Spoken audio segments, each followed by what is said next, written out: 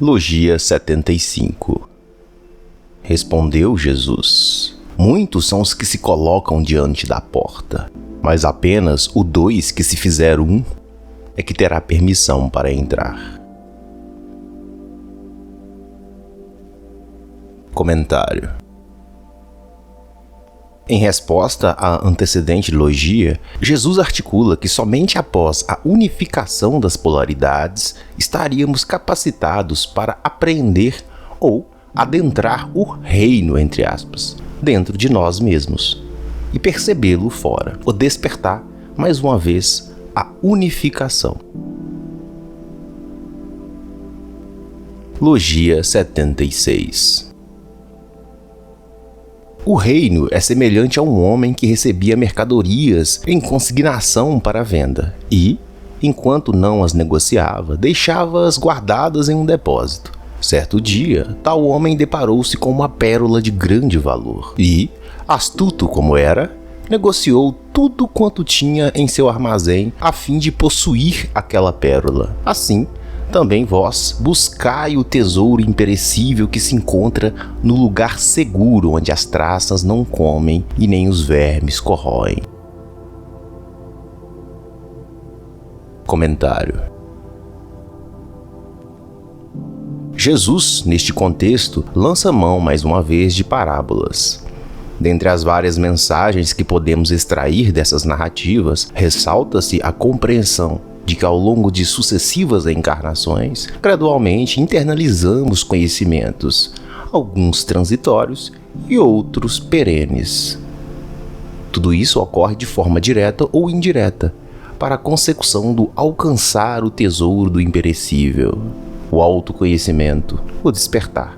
Evidentemente, este não se manifesta como um evento ou objeto específico, mas deixa translúcido que todas as aquisições materiais acumuladas neste percurso, caso haja acúmulo, carecem de valor se comparadas ao preciosismo do autoconhecimento. Logia 77. Eis que eu vos trago a luz que a tudo recobre e que gerou o todo. O todo dela saiu, se estendeu e para ela retorna. Rachai a madeira e ela lá está. Erguei a pedra e lá a encontrareis. Comentário.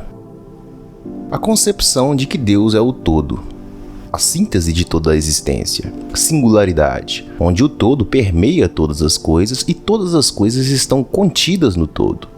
Por analogia, pode-se perceber Deus como um ente meditativo, desencadeando a manifestação cósmica em sua esfera imaginativa.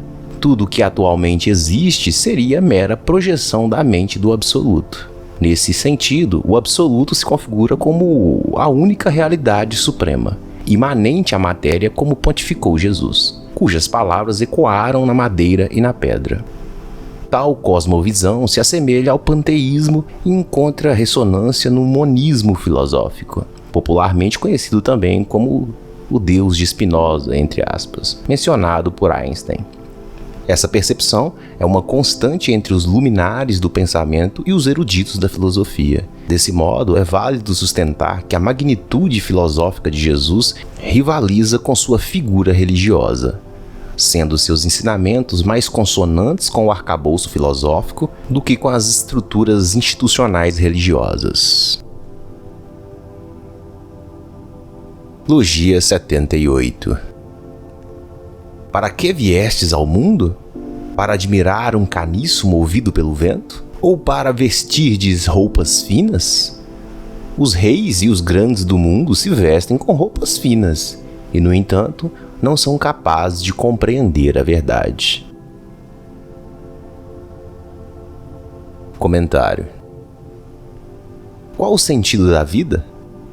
Seriam as vicissitudes supérfluas, carentes de essência e profundidade, meros efêmeros instantes, que por si só podem ter seu valor ou algum valor de aprendizado. Porém, aqueles que se deixam envolver por tais superficialidades podem também encontrar dificuldade em aprender a verdade latente dentro de seu próprio ser, uma vez que as distrações do mundo exterior podem obstruir a busca do autoconhecimento.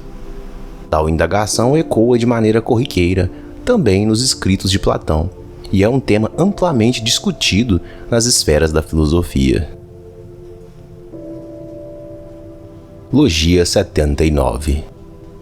Disse-lhe uma mulher: feliz o ventre que trouxe a luz ao mundo, e os seios que a amamentaram.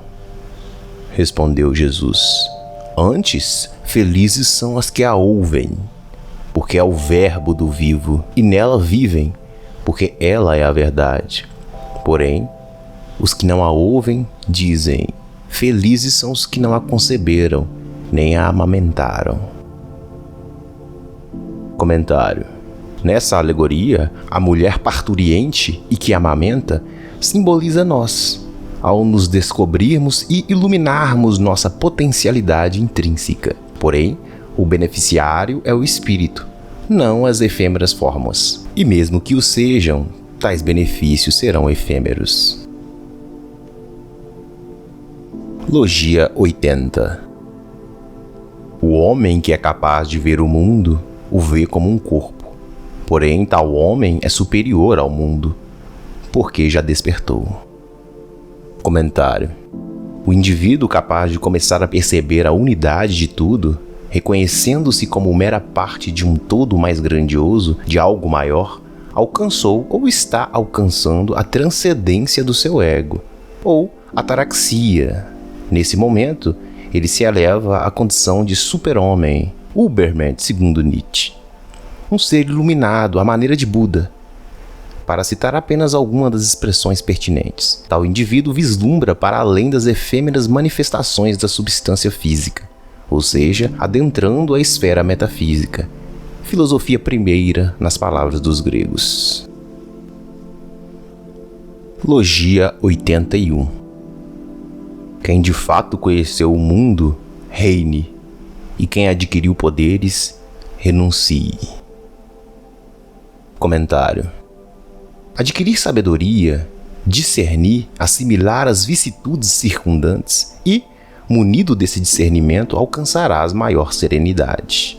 Contudo, quando se alude a renunciar de semelhantes facultas, reporta-se empregá-la desprovido de quaisquer desideratos quanto a resultados, eximindo-se de cogitações egocêntricas, assemelhando-se, mutatis mutandis, ao que fora professo por Krishna no Bhagavad Gita. Tens controle do que fazer agora, de como reagir aos eventos, mas não dos resultados disso.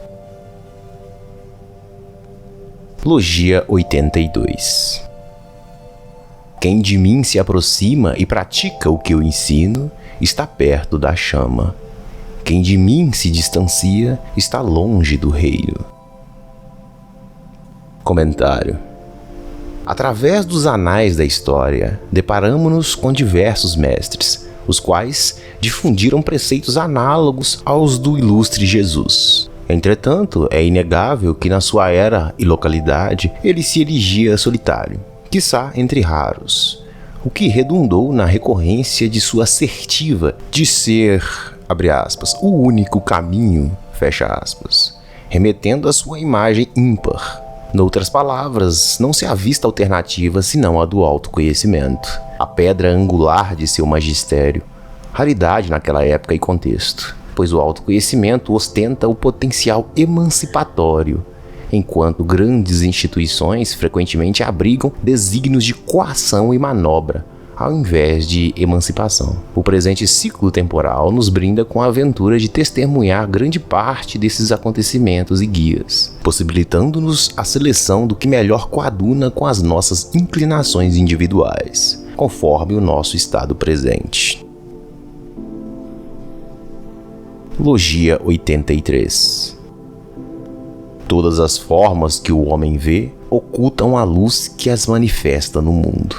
Porém, esta mesma luz, quando percebida pelo homem, ocultará as formas por ela manifestadas.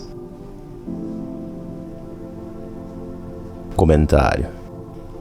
Se alguém proclamasse que tais verídicos dizeres emergiram de obras de Platão, incontestavelmente seriam acolhidos, pois engastam com precisão o âmago do pensamento platônico e seu universo transcendental das ideias.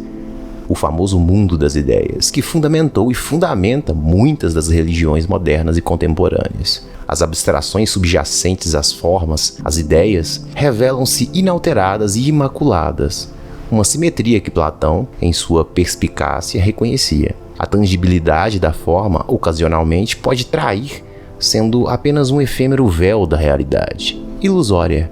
A título de ilustração, podemos observar o conceito do belo, um princípio perenemente associado à harmonia e à tessitura de conexões.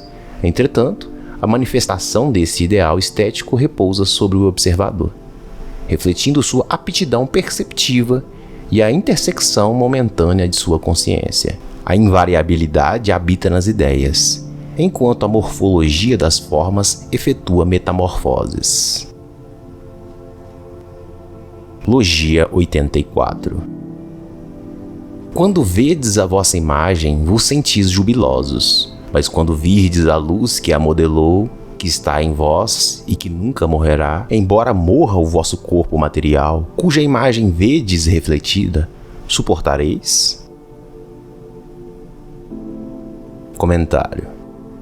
Persistimos aqui adentrando ainda os confins do mundo das ideias, cuja elucidação primordial escapava a Platão, apesar da magnificência de sua empreitada ao estruturar e dilucidar tal cogitação.